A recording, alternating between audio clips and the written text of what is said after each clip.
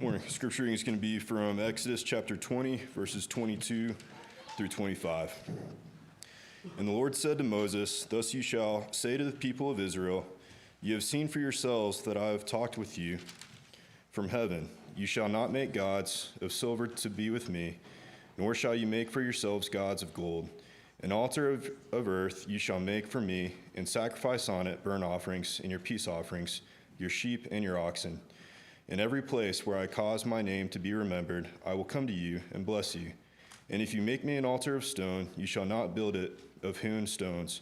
For if you wield your tool on it, you will profane it, and you shall not go up by steps to the altar, and your nakedness be exposed from it."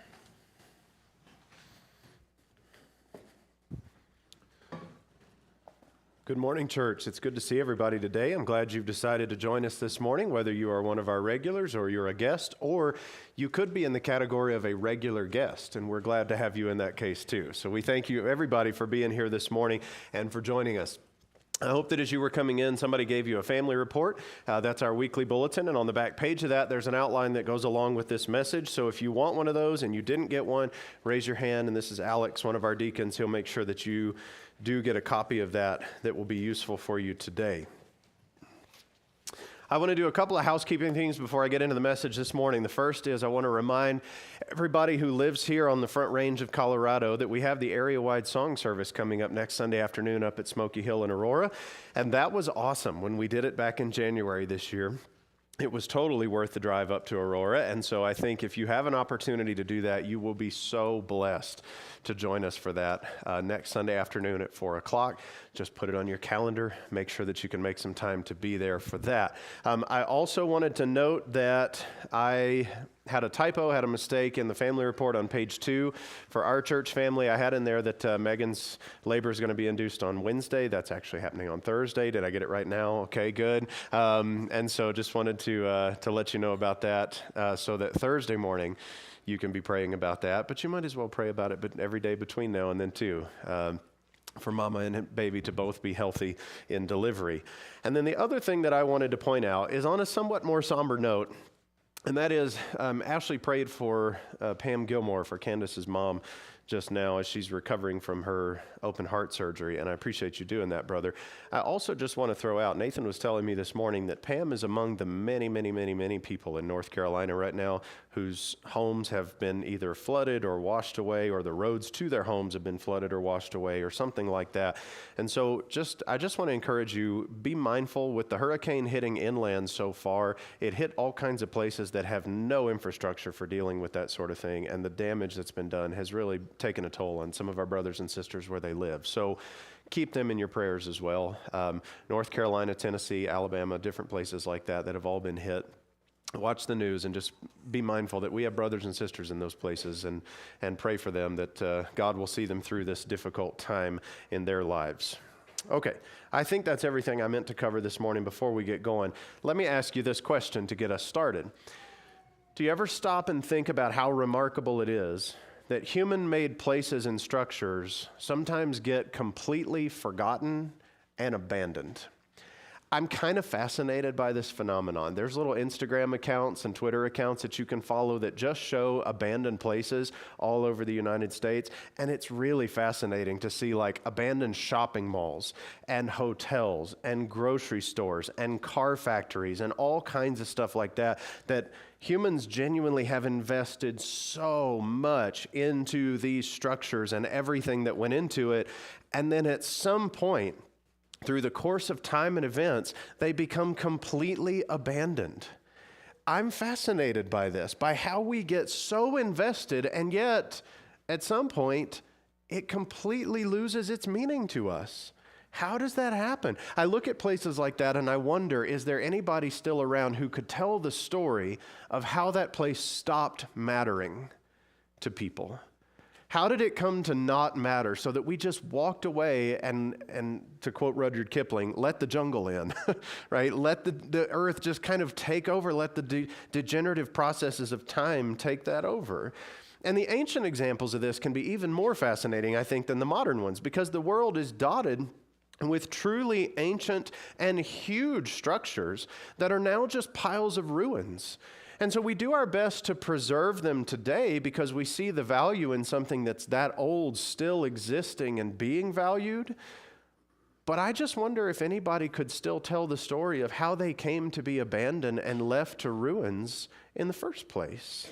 How is it that they were built, and the humans back then did just like us? They invested huge amounts of resources and time in these places, and then they just fall by the wayside of our thought processes. I think it's the weirdest to me when that happens with religious things. When that happens with temples and churches, that's probably the weirdest thing to me because I think it says something about the people who created them. When a religious structure gets left behind and left in the dust and the cobwebs of our memories, it says a lot about the group that created them. Either that their religion was overthrown because it proved to be false, or that they abandoned it for some other reason. But either way, that says something about us as humans. When we abandon a religious thing that apparently defined our lives and no longer does. That's kind of the jump-off point for how we're gonna approach today's message. I want us to look at some of the relics of religion gone wrong in 3 different places in history. And I want to bring that into our view of the world today. I want us to do our best to make sure that we know that what we know to be the true things of God doesn't dissolve over time into just being the intellectual ruins of a faith once held dear by the saints. I want to make sure that we hold on to the structures of religion, the thought and the heart structures of religion, so that we don't let them become just relics and ruins. I want to take you this morning to 1 Kings 18. If you were with us last Sunday, you know that's where we were studying then, and that's where we're going to go from again today. 1 Kings 18, this is page 279 in our pew Bibles. And I want to actually back up just a little bit and get a little bit of context for what's going on here. So let's start reading together in 1 Kings 16, verse 29. 1 Kings 16, verse 29. In the 38th year of Asa, king of Judah, Ahab, the son of Omri, began to reign over Israel. And Ahab, the son of Omri, reigned over Israel in Samaria 22 years. And Ahab, the son of Omri, did evil in the sight of the Lord more than all who were before him. And as if it had been a light thing for him to walk in the sins of Jeroboam, the son of Nebat, he took for his wife Jezebel, the daughter of Ethbaal, king of the Sidonians, and went and served Baal and worshipped him. He erected an altar for Baal in the house of Baal, which he built in Samaria, and Ahab made an Asherah. Ahab did more to provoke Yahweh, the God of Israel, to anger than all the kings of Israel who were before him. In his days, Hiel of Bethel built Jericho. He laid its foundation at the cost of Abiram, his firstborn, and set up its gates at the cost of his youngest son, Segub, according to the word of the Lord which he spoke by Joshua the son of Nun. Now, Elijah the Tishbite of Tishbe in Gilead said to Ahab, "As Yahweh, the God of Israel, lives, before whom I stand, there shall be neither dew nor rain these years except by my word." And so 3 years pass, and there is a famine that goes on for a long, long, long time, and that takes us to chapter 18, verse 1. Let's keep reading. After many days, the word of Yahweh came to Elijah in the 3rd year, saying, "Go show yourself to Ahab, and I will send rain upon the earth." So Elijah went to show himself to Ahab. Now the famine was severe in Samaria. And Ahab called Obadiah, who was over the household of the king. Now Obadiah feared Yahweh greatly, and when Jezebel cut off the prophets of Yahweh, Obadiah took 100 of those prophets, hid them by 50s in a cave, and fed them with bread and water. And Ahab said to Obadiah, "Go through the land to all the springs of water and all the valleys. Perhaps we may find grass and save the horses and mules alive and not lose some of the animals." So they divided the land between them, and to pass through it, Ahab went one direction, Obadiah went the other by himself. And as Obadiah was on the way, behold, Elijah met him. And Obadiah recognized him and fell on his face and said, "Is it you, my master Elijah?" And he answered, "It is I. Go tell your Lord, behold, Elijah is here." And he said, "How have I sinned that you would give your servant into the hand of Ahab to kill me?" As Yahweh your God lives, there is no nation or kingdom where my Lord has not sent to seek you, and when they would say he is not here, he would take an oath of the kingdom or nation that they had not found you. And now you say, go tell your Lord, behold, Elijah is here. As soon as I have gone from you, the Spirit of Yahweh will carry you, I know not where. And so when I come and tell Ahab and he cannot find you, he will kill me, although I, your servant, have feared Yahweh from my youth. Has it not been told to you, my Lord Elijah, what I did when Jezebel killed the prophets of Yahweh, how I hid 100 of Yahweh's prophets by 50s in a cave and fed them with bread and water? And now you say, go tell your Lord, behold, Elijah is here. As Yahweh lives, before whom I stand, I will surely show myself to him today. And Elijah said, so that's what Elijah said. So Obadiah went to meet Ahab and told him, and Ahab went to meet Elijah. And when Ahab saw Elijah, Ahab said to him, is it you, you troubler of Israel? And he answered, I have not troubled Israel, but you and your father's house have, because you have abandoned the commandments of Yahweh and followed the Baals. Now therefore, send and gather all Israel to me at Mount Carmel, and the 450 prophets of Baal, and the 400 prophets of the Asherah who eat at Jezebel's table. So Ahab sent to all the people of Israel, and gathered the prophets together at Mount Carmel. And Elijah came near to all the people and said, how long will you go limping between two different opinions? If Yahweh is God, follow him. But if Baal, follow him. And the people answered him not a word. Now from there we have the rest of the story of all the ridiculous ways that they cry out to Baal, and the Spirit tells us twice there was no answer, no one paid attention, no voice was heard, nothing happened. But then we get these three sentences that we call verse 30. Then Elijah said to all the people, come near to me. And all the people came near to him, and he repaired the altar of the Lord that had been thrown down. Now, the rest of the story is going to tell us the incredible fire from heaven thing that we talked about last Sunday morning, and it is a genuinely amazing story. But today, that last couple of sentences is our focus. Elijah repaired the altar of the Lord that had been thrown down. I read all of that through that text so that we could get a real sense of how far the people have fallen from their spiritual ideal state.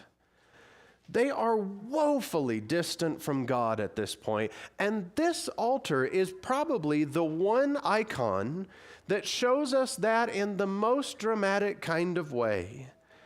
This is a crushing testimony of their spiritual state in that day. It's very much like the moment at the foot of Mount Sinai when they made and worshiped a golden calf rather than the God who was speaking to them from the top of that very mountain. It's very much like the moment that Josiah's people were repairing the temple and they found the book of the law, which immediately begs the question, how could you lose it?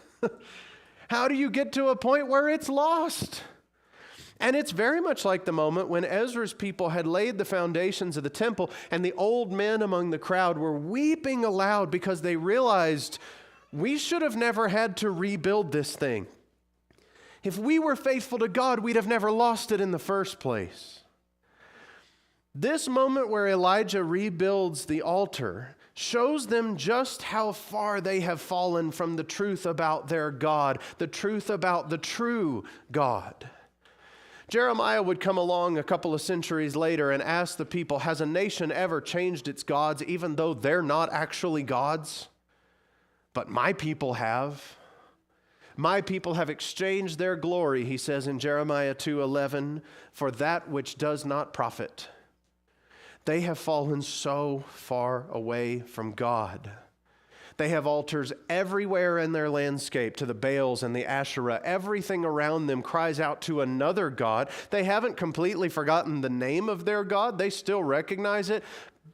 But this altar, this place of worship, this one structure has become just a relic and a ruin of a time that is way far in their past. This is what happens when a people who once worshiped the true God of heaven and earth have lost their moorings.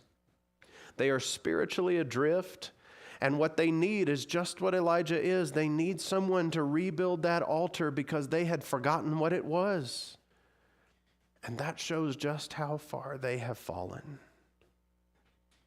Now, how does that happen? How does a group of people start to get into that mode of thinking and get to a point like that? And most importantly, how do we prevent that from happening in our lives and our spheres of influence? Ultimately, I think the answer to that can be boiled down to one word, and the answer is discipleship. How did it come about that these people got so far from their God? They weren't making sure that their daily lives were defined by the behaviors and the words of people who obey God. And they certainly weren't passing it on to the next generation. And that's a warning for us.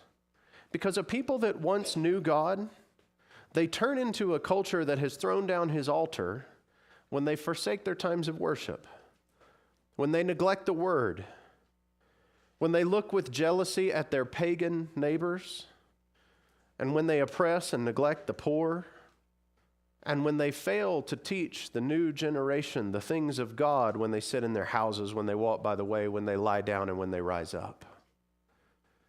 They lose their moorings when discipleship loses its importance, when our whole life is not given to God, then we start losing sight of these relics and how important they really are to a life that glorifies Him.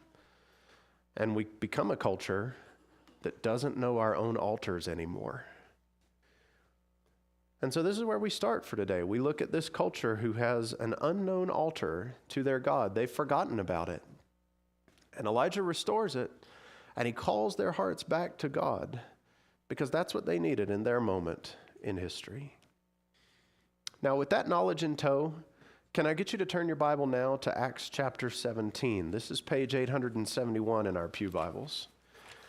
And this is a huge jump forward in history. This is a huge wide gulf jumping into a different culture. But I want to show you that what we have here in Acts chapter 17 is another Bible narrative where the opposite problem is at work in a different culture. Let's start reading in Acts chapter 17. I want to start in verse 16. Now, while Paul was waiting for his traveling companions at Athens, his spirit was provoked within him when he saw that the city was full of idols. He reasoned in the synagogue with the Jews and the devout persons, and in the marketplace every day with those who happened to be there. Some of the Epicurean and Stoic philosophers also conversed with him. And some said, "What does this babbler wish to say?" Others said, "He seems to be a preacher of foreign deities," because he was preaching Jesus and the resurrection. And they took him and brought him to the Areopagus, saying, "May we know what this new teaching is that you're presenting? For you bring some strange things to our ears. We wish to know, therefore, what these things mean." Now all the Athenians and the foreigners who lived there would spend their time in nothing except telling or hearing something new. So Paul, standing in the midst of the Areopagus, said, "Men of Athens, I perceive that in every way you are very religious. For as I passed along and observed the objects of your worship, I also found an altar with this inscription, 'To the unknown God.' What therefore you worship as unknown, this I proclaim to you. The God who made the world and everything in it, being Lord of heaven and earth, does not live in temples made by man, nor is he served by human hands as though he needed anything, since he himself gives to all mankind life and breath and everything. And he made from one man every nation of mankind to live on all the face of the earth, having determined allotted periods and the boundaries of their dwelling place, that they should seek God and perhaps feel their way toward him and find him. Yet he is actually not far from each one of us." Now we'll stop our reading right there. He does go on to talk about the resurrection, and it's a beautiful interaction where the resurrection of Jesus Christ crashes into worldly philosophies, and it's hilarious how much they struggle with it. But what I think is really fascinating is that in Elijah's time, we had an unknown altar to God. And in Paul's time, he runs into a culture that has an altar to an unknown God. Both are big problems. And like Elijah's statement when he rebuilds the altar, like that was a crushing statement to their spiritual state, this altar to the unknown God, I think, is a pretty crushing statement to the spiritual state of the Greeks in Paul's day. It's very like all the other pagan cultures throughout history that have searched the skies, the seas, and the land to find something that they thought of as powerful enough, smart enough, and beautiful enough that it was worthy of their worship. It's very like the way that the Philistines captured the Ark of the Covenant from God's people, and they thought that was the God of Israel. And so they put it in the temple of their God right next to it, as though the two are just basically the same thing. They're all pretty much the same. It's very much like that. And in both cases, what you have is the relics and the ruins, again, stand as icons of just how far humanity at large has fallen from the truth about the living God of heaven and earth.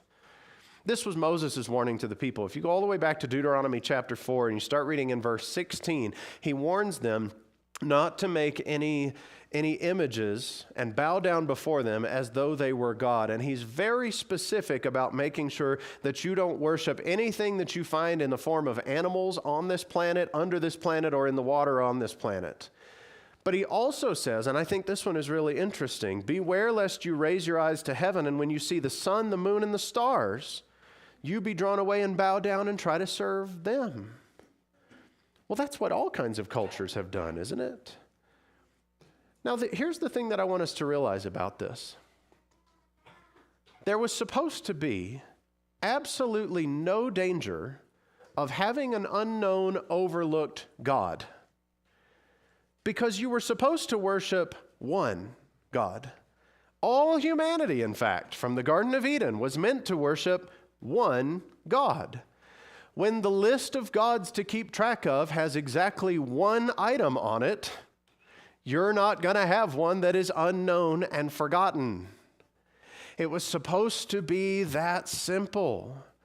But when humans go astray like the Greeks did and like every other pagan culture has done, we turn toward other things. And the more gods we perceive around us, the more we figure we've got to be missing something, and now we have to worry about which ones we're missing. The altar to the unknown God. But that's not the way that it's supposed to work. That's not at all the way that it's supposed to work. And so how does that happen? How does a group of people and their thinking come to be in that sort of nebulous, God-saturated but godless place? How do they get to the point of thinking that there must be so many gods that hopefully we've gotten to all of them? Well, I think you can see how that happens. Go read Romans chapter 1, and Paul explains it pretty clearly. But maybe the bigger question is, how do we help in that situation? What do we as the people of God need to do to help in that situation? And as I told you on the first point, I think here our answer to that boils down to just one word. Ultimately, this shows us the importance of us being evangelistic, of showing the way to find God through the grace of his Son, Jesus of Nazareth. So many preachers have repeated the little cliche that says evangelism is just one beggar telling another beggar where to find bread. That is so well said. We've all repeated it because it's so helpful.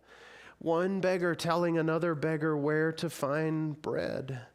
That's our job, brothers and sisters, not to ever think of ourselves as more than just the beggar who needs the gift that God gives, but also to look around at the world and see that they need the gift that God gives, that they need to know the unknown God. And so our job is to go out into the world, and as Jim pointed out at the very beginning of our assembly this morning, to go and tell them this is who he is. The God whom you worship without knowing him, I proclaim to you, the one who made heaven and earth, and the one who gave his Son and raised him from the dead to give you new life. That's the God that I'm here to tell you about. That's our job in this world, is to boldly proclaim the truth, because we live among cultures that have forgotten about him, and they drift farther and farther from him. And they think that they have all their bases covered and everything is fixed by themselves. And yet there's that one little part of their lives where they go, maybe we have forgotten something. Let's put an altar to this unknown God. We don't know who he is, but just in case it'll do something good for us to serve him, we'll keep this here. And our job is to go in there and say, no, this is the only altar that matters because this is the only God that is true. That's our job, and that's why evangelism is so important, is because people forget the single most important thing, which is God himself.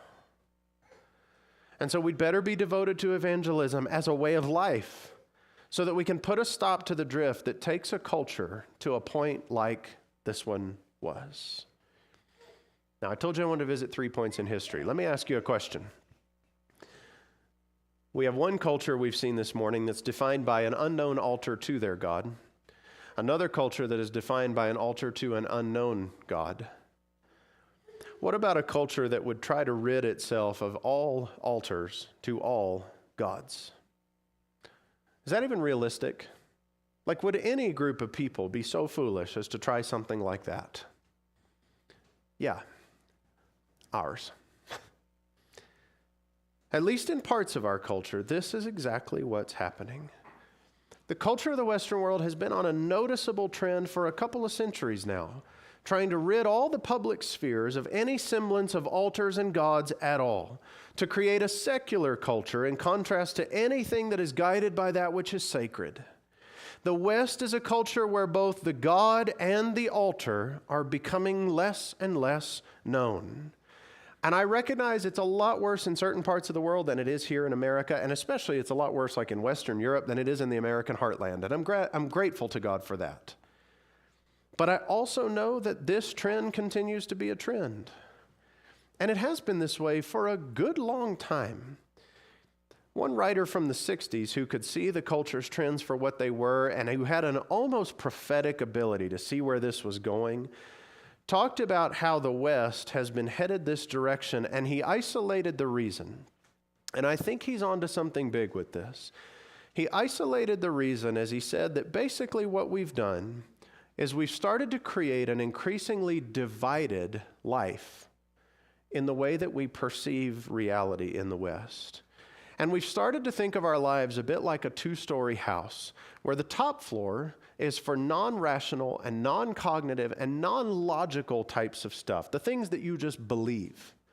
While the base floor of the house, which is arguably more important, is for the cognitive, logical, rational, fact-based kind of stuff that we live by in our daily lives. And so just to expand his metaphor a little bit and to flesh it out with the teaching, he talked about how personal preference is a thing of the top floor. Personal preference, the ways that you prefer for life to be lived and the taste that you have and all that sort of thing, that's in the top floor way of thinking. The bottom floor way of thinking is more for scientific knowledge. That's the stuff that's real in this world. And by the same token, by the same way of thinking, the top floor is for values and individual choice, the stuff that you choose for yourself to be right or wrong. But the bottom floor is for the stuff that we all know, for everyone, that has to be right or wrong. And what's interesting about this whole thing is that it stands as a permanent and increasingly rigid divide in our way of thinking. Now, you might be looking at that and go, okay, well, Dan, that doesn't seem like that big a deal. I mean, what harm could that really do? So here's the question that I want to ask you to realize why this can be so problematic. Where does faith fit? Which one of those is the home for faith? You see the problem now, don't you? It is not one of those things that fits up in the top story with things like ghost stories and fiction and fairy tales. But neither is it one of those things that entirely fits down below in the realm of microbiology and physics and all that sort of thing. It's just not one of those types of things. And here's the bigger question that I think even gets more to the heart of it. Where does God fit into that division? If that's the way that we live our lives, if that's the divided way that we think, where does God fit into that division? Now, obviously, the culture is telling us that God fits in the top floor. And real stuff, quote unquote, is what the bottom floor thinking is all about. That's what really sets the way that everybody should live their lives. My high school chemistry teacher was a perfect example of this. He believed this. I remember him saying one day in class, I believe that God exists, and we're just waiting for science to catch up with that being true. Someday, no, this is real. This is a quote from class. Someday soon, because I wrote it down even back then. I was like, that was weird. He said this, someday soon, a scientist somewhere will find a particle, a wave, or an energy signature that we can isolate and measure as God. But until then, I believe in him anyway, even though I don't know why. Can you hear the clear division in that for him?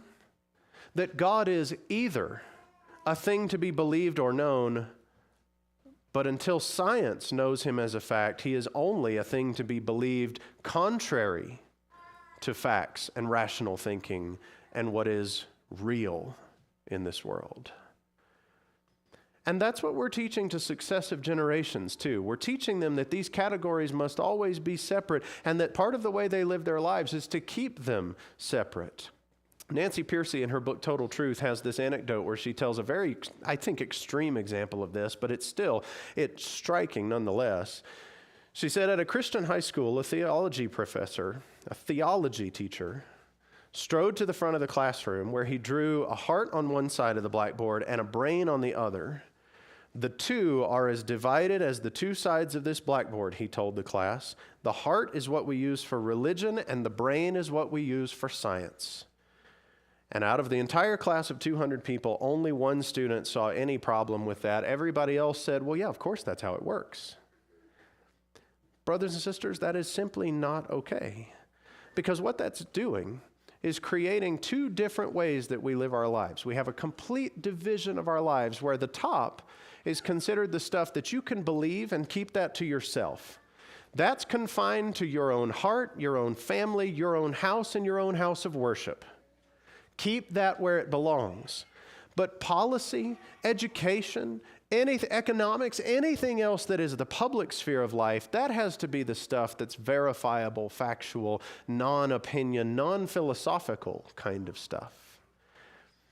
And that, brothers and sisters, is creating a world where in the public sphere, we have no altars to no gods. That is deliberately creating a public sphere where there are no altars and no gods, and the division is not disappearing. If anything, it's being strengthened as the years roll on. We are being asked to worship a God that is deliberately no God, and we call it secularism, a culture that doesn't know altars or gods as real things. They know them only as relics and ruins of a time that we consider primitive or unenlightened or at the very kindest, quaint and cute and old-fashioned. But this is what's happening in our culture, and it's happening in very deliberate anti-faith ways. And so again, how do we get into that mode of thinking? And more importantly, how do we help with that? And I've got to tell you, I think for me, the key word here, the one word that helps with this, is that we recognize the importance of theology. That when people tell us matters of faith have no place in public life, when we live amongst a culture that has no altars and no gods, that we speak the truth about God back into that culture. That is, by the way, what the word theology means. It's a bit of a buzzword for some Christians, and I'm not 100% sure why that is, because what it means is the knowledge of God. And if there's anything that our world needs, it is the knowledge of God. That's our job, is to speak that into the culture. And so this is why we speak. This is why we share the truth about who we are. This is why we stand up and defend, as Jim talked about again at the beginning of our assembly, the truth of who God is. We are sharing the evidence for his existence. We remind people that he is the creator, and we remind everybody, including each other, that he is watching over us to hold us accountable for our actions and words and thoughts. This is who he is, and it's not as though he is either this value that is just held by you privately, or he's a real thing that science will someday find as a particle or a wave. He is God. He is real. And he is real in a way that defies that division. And that's why he's real in a way that requires us to give our whole self to him. And so here's the challenge for us today, that we are supposed to be the people. You've heard tons of TikTok and YouTube preachers say, don't go to church, be the church. Well, yes, I'm telling you the same thing. They're right. We're supposed to be the people who go out into the world and interact with really all three of the cultural scenarios that we've described today.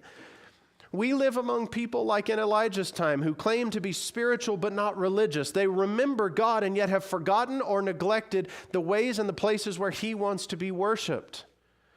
People with an unknown altar to their God. We live in a culture that reminisces of the Greeks in Paul's time, where there are those who embrace all ideas about religion, so they respect all expression of religious ideas, and yet it doesn't cross their minds to seek and know the one true God. Altars to the unknown God. And we live and interact with people who are secular in our own time, who claim that there is still a place for religion in this world as long as we don't hear about God or hear about his altar. We don't see his actions and his impact on the people's lives, and we certainly don't see any expression of religion that honors him. No altars, no gods. We live in a place where all three of those cross and overlap, and how do we deal with any of it? We make sure to be the church, to call everyone back to serving God in religion, in heart, and in life. The culture is actively trying to impact us, to convince us to divide our minds, and we have to deliberately impact the culture, to convince them again to unite their ways of thinking around the truth of who God is. Because he is the God of heaven and earth who made everything that we know today. And so our faith can't be contained as just a museum piece, a memory of the past that we're advanced beyond today, but at least we'll keep it preserved in those houses of worship. That's not how this works. The Hebrews writer said, the word of God is living and active, sharper than any two-edged sword, piercing to the division of soul and spirit, of joints and marrow, discerning the thoughts and intentions of a man's heart, and no creature is hidden from his sight. And so our job is to make sure that it's as active in our lives as God says it is by the power of his Spirit. So that if we're getting rid of the divided outlook on life, what we are learning to do is to give our whole selves to him. And we'll find that when we do that, the power of God is at work within us. So that we're going to be resetting a lot of things that have been lost. We're going to be dialing back the clock, and not just to an age a couple hundred years ago, but we're going to be dialing back the clock in big ways. From a culture of today where we have unknown altars and unknown gods, we're going to dial back beyond a culture that had an altar to an unknown God. We're going to dial back beyond a culture that had an unknown altar to their God. We want to dial the clock back to a time when the whole creation was a place where God was glorified, where the altar was the people who worshiped in the Garden of Eden. We want to dial reality back and help people see the importance of dialing back the ideal all the way to that, so that God will be glorified in everything.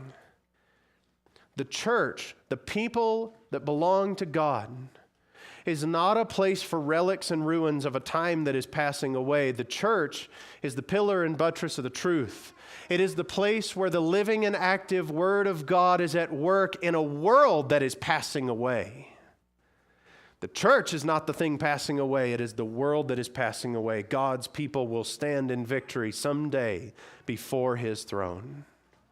And so Elijah's call to Israel is the question that we put to everybody we know. How long will you go limping between two different opinions? If Yahweh is God, serve him. How long will you go limping between two different opinions?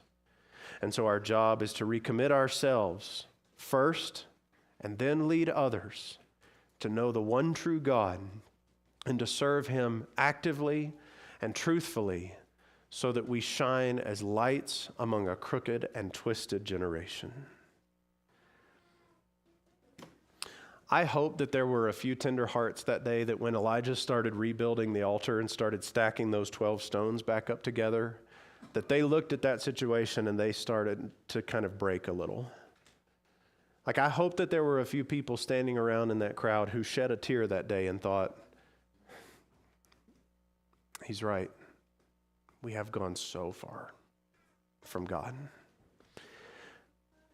And I believe that there are people in this world in our day who have tender enough hearts that they will see what we are doing in serving God with the whole of our lives, and they will shed a few tears for their own sins and allow their hearts to be opened before God's judgment comes, so that they will say, like the Israelites did in Elijah's day, Yahweh is our God.